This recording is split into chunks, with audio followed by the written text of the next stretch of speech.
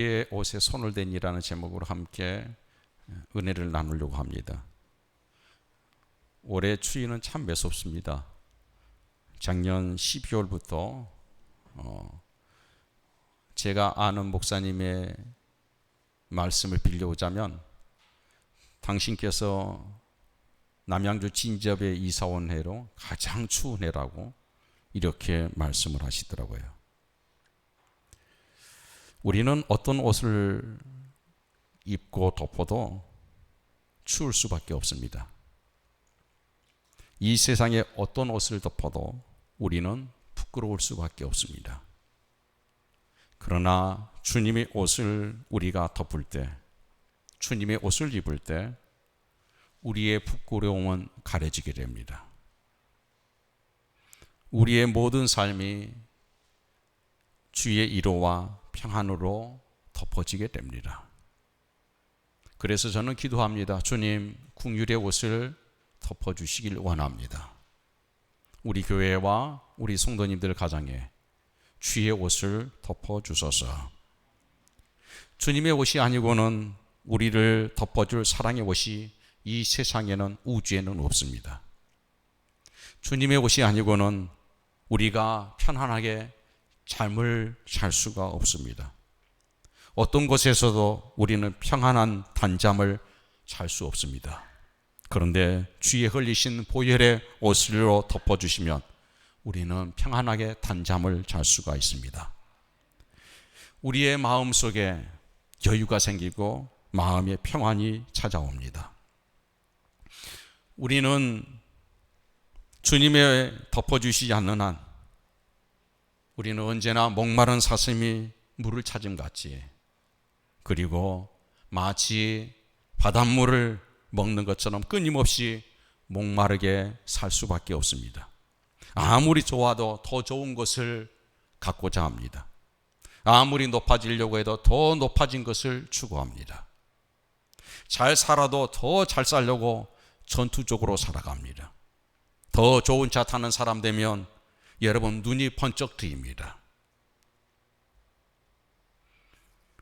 우리는 항상 위임을 쳐다보고 화려한 곳을 바라보며 삽니다. 왜 그럴까요? 우리가 채워지지 않았기 때문입니다. 만족하지 못하기 때문입니다. 부족하기 때문입니다. 가진 것 같은데, 힘이 있는 것 같은데, 누린 것 같은데 마음에, 심령에 채워진 것이 없는 겁니다. 주님의 옷은 우리가 덮고 그 제사함을 받으면 우리의 마음속에 여러분 평안이 찾아오고 우리의 심령 속에 위로가 찾아옵니다. 신비합니다. 이전까지는 높은 것만 보이고, 이전까지는 어떻게 하면 많은 것을 가질 것인가, 이 생각으로 가득 했는데 가난한 사람이 보이고, 불행한 사람이 보이고, 헐벗은 사람이 보이고, 병든 사람이 보입니다. 또 길을 헤매고 또 고통 가운데 있는 사람들이 보입니다. 나도 모르는 사이에 그 사람들을 보며 눈물을 흘리고 있습니다. 내가 저들을 도와줘야겠구나, 저들을 위해 기도해 줘야 되겠구나, 저 불쌍한 사람을 축복해야 되겠구나 라는 귀한 마음이 들게 됩니다. 비로소 내 마음이 열리고 내 호주머니가 열립니다. 나누게 됩니다. 이 기쁨이 얼마나 큰 것인지 스스로가 스스로에게, 자신에게 뿌듯해야 하고, 자신의 마음이, 심장에 응원하는 소리를 듣게 됩니다. 이제 친구들이 달라집니다. 이전에는 높은 사람을 사귀어 보려고 했고, 이전에 많은 사람을 사귀어 보려고 했습니다. 힘 있는 사람이 내 친구라고 자랑해 왔습니다. 그런데 이제는 어려운 사람을 가까이 하고 싶어집니다. 이제는 힘든 사람을 가까이 하고 싶어 합니다. 이제는 병든 사람이 치근하게 그 손을 붙잡아 주고 싶어 합니다. 그들과 함께 지냈으면 좋겠다고 하는 마음이 듭니다. 이것이 무엇입니까? 주의 옷자락을 힘입은 사람들입니다. 주의 옷을 덮음에 사랑의 은혜를 입은 사람들입니다. 저는 이런 의미에서 우리의 생각이 주의 은혜로 덮어짐으로 새로워질 수 있기를 원합니다. 여러분, 자본주의, 민주주의는 다 기독교 사상에서 출발한 겁니다. 있는 사람, 어려운 분들을 위해서 서로 배려하고 같이 살 수 있도록 만든 제도가 자본주의요. 여러분, 바로 민주주의입니다. 서로 배려하고 섬겨주고 은사로 서로 나눌 수 있는 제도. 여러분, 참 이상합니다. 돈 못 버는 사람은 하나씩 못 봅니다. 무지하게 열심히 사고 최선을 다하는데 여러분, 돈 버는 재주가 없습니다. 그래서 심사임당이 가는 곳마다 도망갑니다. 그런데 이상하게 별 재주는 없는 것 같은데 돈이 따라다니는 사람이 있습니다. 돈을 아주 버는데 재주가 있습니다. 은사가 있습니다. 본인만 잘 살고 본인 배만 채우고 본인의 부를 축적하기 위해서 여러분, 하나님께서 그 은사를 주셨을까? 기독교적인 사상으로 비춰보면, 말씀으로 비춰보면 그게 아니라는 겁니다. 그 재주가 없는 사람과 함께 나누고 돈 버는 재주가 없는 사람과 함께 베풀고 함께 하라고 하나님이 베푸시는 은사가 아니겠습니까? 여러분, 또 지식이라는 재주를 가지고 있는 사람이 있습니다. 학자의 은사가 있습니다. 머리가 좋은 분은 머리를 통하여서 다른 분을 깨우쳐주고 또 그 지식을 나눔으로써 섬길 수 있도록 주신 은사입니다. 그런데 그 지식 가지고 여러분, 못 배운 사람, 무식한 사람이라고 싸붙이고 조롱하는 그런 은사로 하나님이 지식이라는 학자라는 은사를 주셨겠습니까?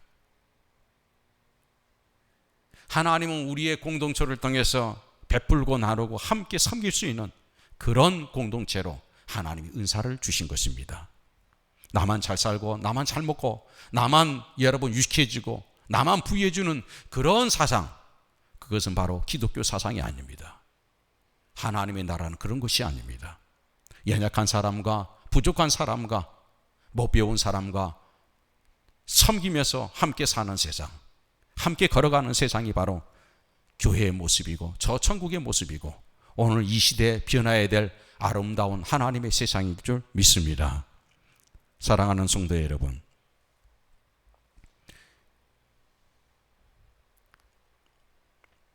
공산주의가 무엇입니까? 공산주의는 많이 가른 사람을, 많이 배운 사람을 부르주아라고 합니다. 증오합니다. 내가 배웠어야 되는데,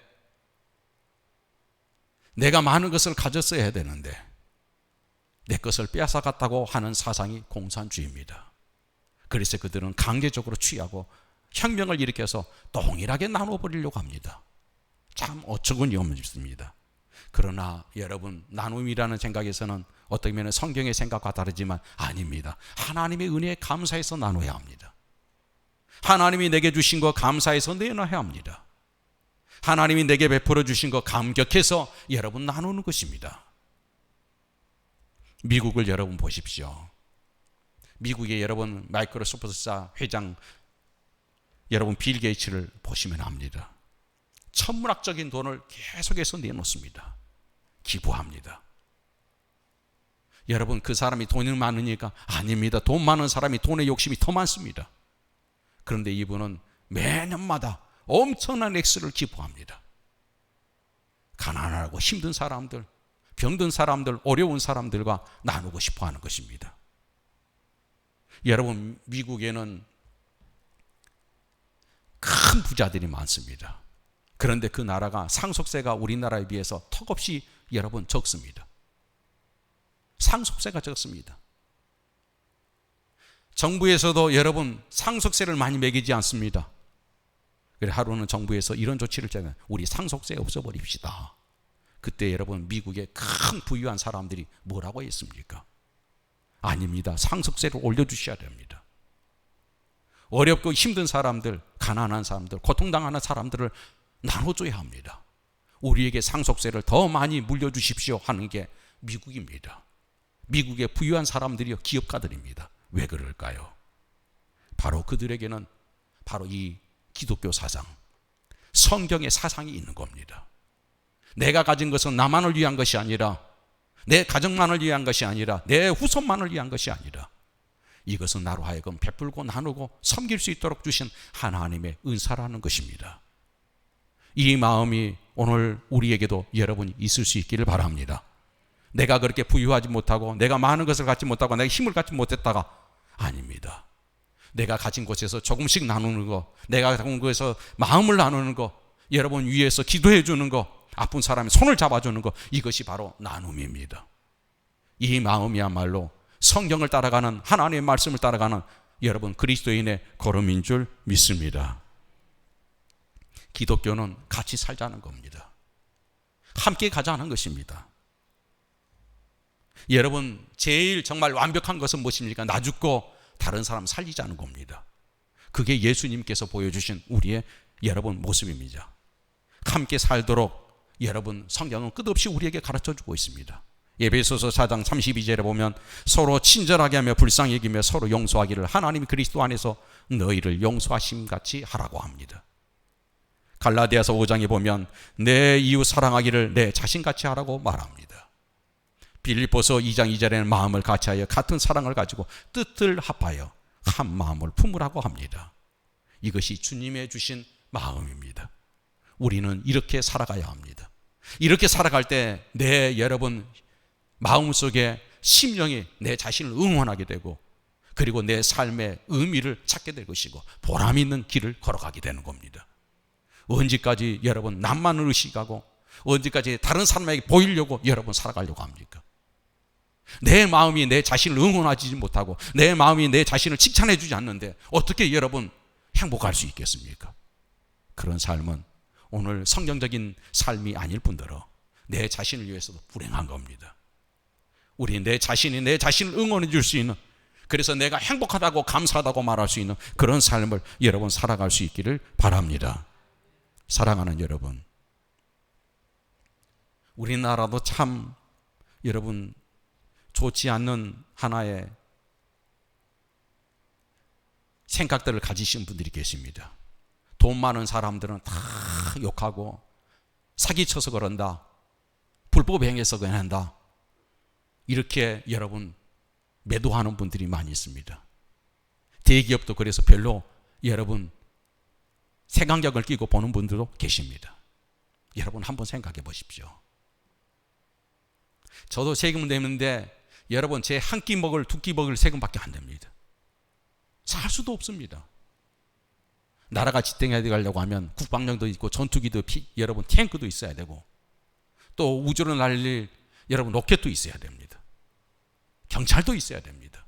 다리도 놔야 되고 철도도 놔야 되고, 여러분 수많은 일들이 많습니다. 그거 다 되기 위해서 엄청난 돈을 내는 겁니다. 인정해주고 여러분 거기에 대해서 감사하는 마음을 가져야 하는 겁니다. 미개한 나라에 있을수록 잘 사는 사람만 잘 살고 가난한 사람은 한없이 가난합니다. 여러분 북유럽 국가들을 아시죠? 스웨덴이나 노르웨이나 핀란드, 아이슬란드, 덴마크, 이런 나라들이 세계에서 제일 잘 삽니다. 그 나라들이 잘 사면서 가지고 있는 여러분 그 삶의 방향성이 있습니다. 기독교적인 사상입니다. 그들은 많이 받고 엄청난 것을 기뻐합니다. 세금을 내놓습니다. 그래서 그 나라는 모두가 동일하게 잘 삽니다. 어려운 사람 안 오고 잘 사는 사람은 잘 사는 그런 나라가 아닙니다. 모두가 잘 삽니다. 세금의 여러분 70%를 여러분 50%를 세금을 내놓습니다. 그래서 그걸로 돌려받고 어려운 사람들과 함께 잘 살합니다. 그게 기독교 정신입니다. 그 나라들 여러분 국기를 보십시오. 다 십자가 있습니다. 십자가 뒤집어지든 엎어지든 다 그렇습니다. 기독교 나라입니다. 그 나라가 잘 사는 것입니다. 여러분 저 필리핀이라는 나라는 어떤 선교사님 얘기를 들으니까 그 나라의 빈부격차가 얼마나 심한지, 군인 200명, 300명이 집을 지키는 그런 곳도 있다 합니다. 아니 무슨 군인들이 여러분 200명, 300명 그 집을 지키고 있습니까?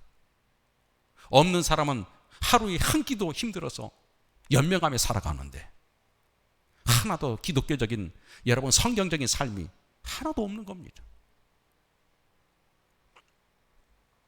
저는 오늘 우리 교회가 2022년에 내가 가진 것 비록 적을지라도, 내가 여러분 가진 힘이 없을지라도 주의 마음을 가지고 내가 말씀대로 한번 실천해 보리라, 내가 말씀대로 한번 살아보리라, 이런 의미로서 여러분 나눔을 시작하고 내가 주의 마음으로 다가가고 어려운 사람들과 함께 하고자 하는 그런 사랑의 걸음을 뗄 수 있기를 바랍니다.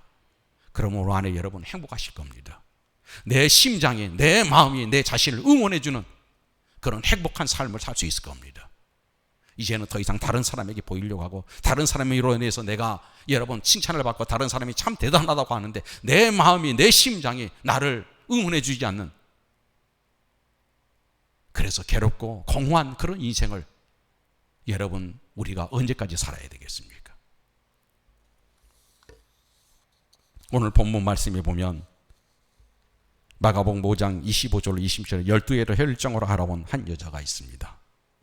많은 의사에게 괴로움을 받았고 가진 것도 다 허비하였을 때 아무 효험이 없고 도리어 중하여졌다. 여러분 세상에서 아픈 것처럼 힘든 것이 없습니다. 아픈 것처럼 자기 자신에 대해서 한없이 낮아지고 한없이 불행하게 여기는 것은 없습니다. 여러분 제 주변에도 암에 걸린 분이 계시는데 항암 치료를 받을 때마다 죽고 싶다고 얘기합니다. 차라리 죽는 게 낫겠다고 합니다. 500배나 더 고통스럽다고 얘기합니다. 여러분 오래 아프면 재산도 다 새나갑니다. 친구도 없어집니다. 가족도 없어집니다. 그래서 아픈 것이 가장 불행한 겁니다. 다 잃어갑니다.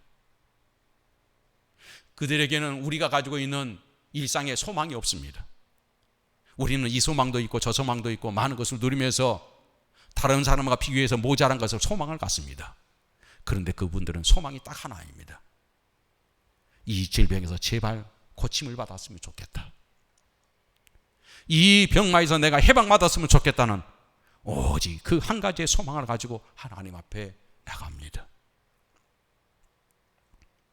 얼마나 고통스러운지 모릅니다. 예수님이 이 땅에 오셔서 병자를 제일 불쌍히 여기셨고 병자 고친 일을 제일 많이 하셨습니다. 여러분 교회가 건강한 사람만 와서 예수님께 예배드리는 곳이 아닙니다. 병든 사람이 나와서 은혜 받고 주의 옷자락 붙잡으면서 낫고 새 힘을 얻는 곳이 바로 교회입니다. 교회에 나오면 그래서 병고침을 받습니다. 예수 믿으면 병고침을 받습니다. 이것은 여러분 진리입니다. 오늘 현대의학이라고 해서 모든 병을 다 고치느냐? 여러분 그 당시에도 혈루증이 있었지만 지금도 혈루증이 있습니다. 그 당시에도 불치병이 있으면 지금도 불치병이 있습니다. 더 수십 배나 많아졌습니다. 여러분 고치는 병보다 못 고치는 병이 훨씬 더 많습니다. 엄청난 희귀병들이 있습니다.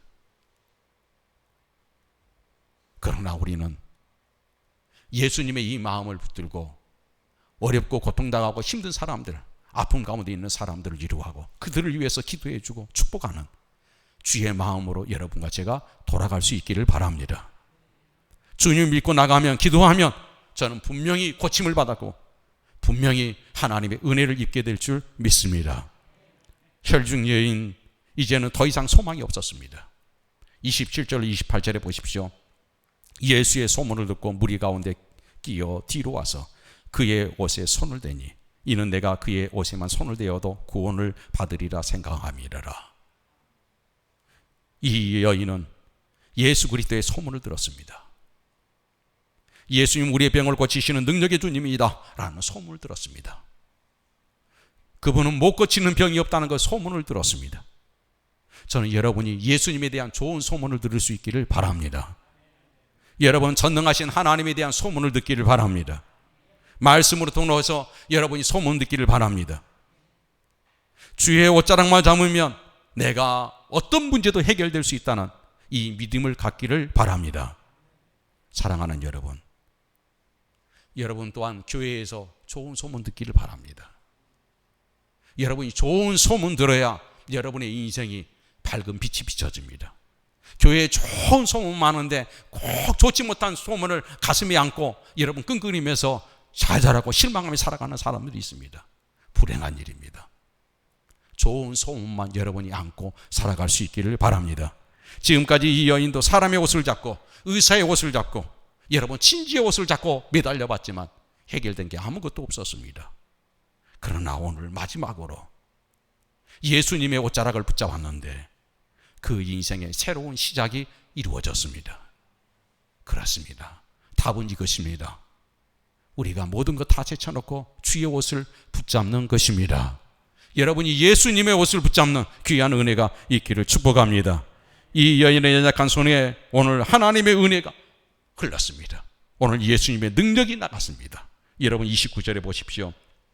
이에 그의 혈루 근원이 곧 마름의 병이 나은 줄 깨달으니라. 30절 보면 예수께서 그 능력이 자기에게서 나간 줄 곧 스스로 아시고 무리 가운데 돌이켜 말씀하시되 누가 내 옷에 손을 대었느냐 하시니, 예수님에게서 무엇이 나왔다고 했습니까? 능력이 나왔다. 능력이 나왔습니다. 주의 능력을 믿는 자에게는 항상 이런 하나님의 능력이 나가는 체험을 하게 될 줄 믿습니다. 믿는 우리 인간에게 주의 능력이 주어진 줄 저는 믿습니다. 한없는 능력과 한없는 사랑과 한없는 치료가 병든 자에게 한없는 평안이 여러분 예수로부터 나간다는 사실을 믿기를 바랍니다. 사랑하는 여러분, 축복은요, 능력은요, 신기한 것은 힘 있는 사람이 받는 게 아닙니다. 모든 것을 다 가진 사람이 받는 게 아닙니다. 성경과 시대의 역사를 여러분 보십시오. 위대한 이 세상에 일을 했던 사람들은 모든 것을 다 가진 사람들이 아닙니다. 힘 있는 사람들이 아니었습니다. 국가나 세계 인류 역사의 한 부들을 보면 다 연약한 사람들이었습니다. 다 부족한 사람들이었습니다. 그래서 주의 옷을 붙잡은 사람들이었습니다.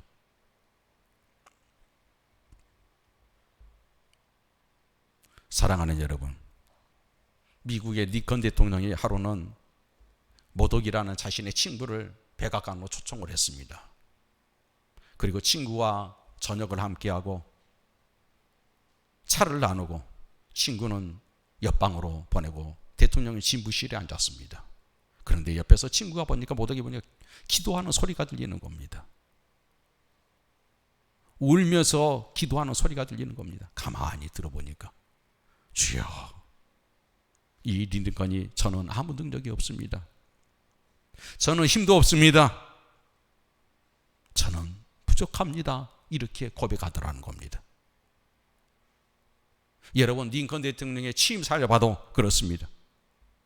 나는 부족합니다. 하나님, 저는 많이 부족합니다. 그렇습니다. 능력 있는 사람이 쓰임받고 힘 있는 사람이 쓰임받는 게 아닙니다. 주의 옷자락을 붙들고 주 앞에 은혜 달라고 하는 사람이 쓰임받는 겁니다. 그 사람이 하나님의 은혜와 축복을 경험하는 겁니다. 여러분, 루즈벨트를 아시죠? 그는 여러분 연약한 사람이었습니다. 그는 소아마비 여러분 환자였습니다. 모자란 게 너무 많았습니다. 그런데 대통령 4번씩이나 한 사람이 누굽니까? 루즈벨트입니다. 무엇이 그랬습니까? 그의 연약함이 그랬습니다. 그의 모자람이 그랬습니다. 그는 모자라고 부족했기에 하나님 앞에 늘 기도했습니다. 하나님 앞에 늘 간절하게 무릎으로 나갔습니다. 하나님, 제발 나를 도와주시라고. 주의 옷자락을 잡는 그 손이 예수로부터 오는 능력으로 인해서 미국의 그 위기를 극복해 나가고 미국을 여러 번 안정되게 세웠던 사람이 누굽니까? 루즈벨트였습니다. 이 세상을 바꾸는 것은요, 부유함이 아니에요. 힘이 아니에요. 주의 옷자락을 붙잡는 사람이라는 것을 여러분이 꼭 깨달을 수 있기를 바랍니다. 여러분, 우리가 잘 아는 것처럼 노페를 아실 겁니다. 55살에 그는 이제 1년을 못 산다는 여러분 판명을 받았습니다. 그때 그가 할 수 있는 일은 1년밖에 안 되는 그 시간 속에 할 수 있는 것은 다른 것이 없었습니다. 바로 하나님 앞에 엎드려서 주의 옷자락을 붙잡는 것이었습니다. 주의 옷자락을 간절히 매달리고 붙들렸습니다. 기회를 달고 은혜를 달라고 했습니다. 그때 성령이 그에게 임하셔서 그의 생각이 바뀝니다. 여러분, 리버사이드 세계에서 제일 큰 교회를 짓고 콜롬비아 대학도 짓고 교회 수천 개를 세웠습니다. 그로 44년을 더 살았습니다. 하나님의 은혜를 입었던 것입니다. 돈키호테를 지은 세르반테스가 55살에 여러분 공무원직에서 물러납니다. 해고됐습니다. 전쟁터에서 손을 잃었습니다. 그런데 그가 감사하게도 주님을 붙잡고자 하는 마음이 생겼습니다. 주의 손을 붙잡는 그도 역시 여러분 쓰임받게 되어집니다. 아브라함도 주의 옷을 붙잡았습니다. 다윗도 목동이고 살인자고 가난한 사람이지만 주의 옷을 붙잡은 사람입니다. 야곱도 거짓말쟁이요 성격이 별난 사람이었습니다. 주의 옷을 붙잡지 않습니다. 주를 붙들고 씨름하지 않습니까? 주님의 옷자락을 잡으면 저는 우리의 삶도 우리의 인생의 길도 위대하게 복되게 사용되어질 줄 믿습니다. 기독교 역사는 인류 역사는 연약한 사람이 큰 일을 합니다. 힘이 없는 사람이 주여 하고 부를 때 주의 능력이 그에게 임합니다. 오늘 조금 힘 있는 것 때문에 주의 옷자락을 손 놓고 권력을 잡고 가다가 권력과 함께 여러분 패가망신하고 교도소 들어간 사람들이 한두 사람입니까? 돈 조금 있는 거 가지고 돈 붙잡고 살다가 여러분 물 새듯이 돈 다 새나가고 여러분 망하는 사람 한두 번 우리가 봤습니까? 조금 있는 거 붙잡지 마시고 주의 옷을 여러분 붙잡는 성도들이 될 수 있기를 바랍니다. 사랑하는 여러분, 내가 연약할 때, 내가 실패했을 때, 내가 아플 때가 서로의 기회입니다. 그때야말로 하나님의 능력을 붙잡을 때입니다. 주의 옷자락을 붙잡을 때입니다. 그때야말로 내 인생의 새로운 시작의 기회인 것을, 새로운 시간이란 것을 여러분 깨달을 수 있기를 바랍니다. 우리는 붙잡는 주님을 붙잡는 그 순간까지가 우리의 저성기입니다. 40까지 내가 주님을 붙잡으시면 40까지 내가 인생의 전성기입니다. 50까지 내가 주님을 붙잡고 있으면 50까지가 내 인생의 전성기입니다. 어떤 분은 60대에 대해서 주님을 놓는 분이 있습니다. 어떤 분은 70대에 대해서 주님의 옷에서 손을 놓는 분이 있습니다. 여러분, 불행한 일입니다. 이 시간 우리가 하나님 앞에 주의 옷을 붙잡는 그런 은혜가 있을 수 있기를 원합니다. 교회는 주의 옷을 붙잡는 겁니다. 주님을 간절히 붙들고 매달린 것입니다. 기도는 바로 주님의 옷을 붙잡는 시간입니다. 사랑하는 여러분, 주여 나를 불쌍히 여기소서, 매일 나를 하나님 아버지 붙들어 주소서. 내가 주의 능력이 필요합니다. 예수의 능력을 주시옵소서. 이런 믿음의 붙잡음의 손길이 여러분과 저에게 있기를 원합니다. 여러분, 한국의 과학자 정재훈 박사라는 분이 계십니다. 이분이 온 세계 미국이나 러시아나 뭐 할 거 없이 로켓들을 저 여러분 달나라 화성으로 보는데 이분의 손길이 없으면 우주선이 갈 수가 없답니다. 여러분, 여기서 달나라까지는 38만 5천 킬로미터, 화성은 7,500만 킬로미터나 됩니다. 이 위성이 지구 계대를 떠나게 되면 엄청난 마찰력을 겪게 됩니다. 모든 그 당시의 마찰력이 여러분 열이 7,000도라고 합니다. 7,000도. 여러분 7,000도에 안 녹을 새가 없습니다. 다 녹아버리는 거예요. 그런데 이 정재훈 박사가 녹지 않는 기술을 발견한 거예요. 그래서 우주선이 저 화성까지 가는데 여러분 무사히 도착할 수 있는 그 기술을 만드는 사람이 정재훈 박사입니다. 그래서 하루는 그분에게 물었답니다. 박사님이 어떤 그런 놀라운 지식을 얻게 되었습니까? 어떻게 큰 그런 여러분 발견을 하게 됐습니까? 물어봤어요. 그랬더니 그분이 이렇게 얘기를 하더라는 거예요. 저는 매일 4시 반에 새벽에 일어납니다. 저는 매일 4시 반에 일어나서 하나님 앞에 기도합니다. 하루도 빼놓지 않고 주의 옷자락을 붙잡습니다. 나는 주님의 옷을 붙들고 매달립니다. 하나님 내게 능력을 주시고 지혜를 달라고, 주의 능력이 내게 임하게 해달라고 그는 기도한다는 겁니다. 그렇습니다. 내 삶이, 내 인생이 새로워지고 전성기를 가려고 하면 방법이 없습니다. 이제껏 이것저것 붙잡았던 모든 손을 다 놓고 주의 옷자락을 붙잡을 수 있는 귀한 은혜가 우리 사랑하는 성도님들에게 있기를 원합니다. 주의 옷을 붙잡으십시오. 이 세상의 어떤 어려움도 여러분 다 해결할 수 있습니다. 이 세상의 어떤 고통도 견뎌낼 수 있고 새로운 길을 갈 수 있습니다. 주님의 옷을 붙잡을 수 있기를 바랍니다. 이 여인이 난병은 오늘 본문에 보니까 즉시 떠난 것을 경험했다 그랬습니다. 하나님의 살아계심을 그는 경험하게 됐습니다. 2022년에 여러분이 정말 인생에 하나님이 살아계시다, 하나님이 정말 살아계시다는 것을 여러분이 경험하는 해가 되기를 바랍니다. 주님 정말 살아계십니다.